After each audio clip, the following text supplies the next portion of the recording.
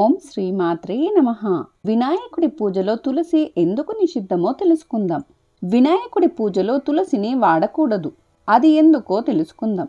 వినాయక చవితి నాడు అనేక పత్రాలను పూలను తీసుకువచ్చి పూజిస్తాం. ఆ పత్రాల్లో తులసి ఉండదు.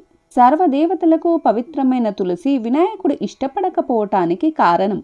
ఒకసారి గంగా తీరంలో వినాయకుడు విహరిస్తూ ఉండగా ధర్మధ్వజ యువరాణి వినాయకుడిని చూసి మోహించి పరిణయం చేసుకోమంది.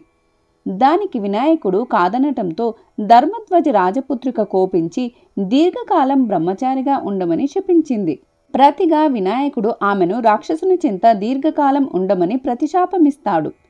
వినాయకుని శాపానికి చింతించిన ధర్మధ్వజ రాకుమార్తె స్వామిని మన్నించమని వేడుకోగా వినాయకుడు శాంతించి రాక్షసుని చెంత కొంతకాలం ఉండి ఆపై పవిత్రమైన తులసిగా జన్మిస్తావు అని చెబుతాడు.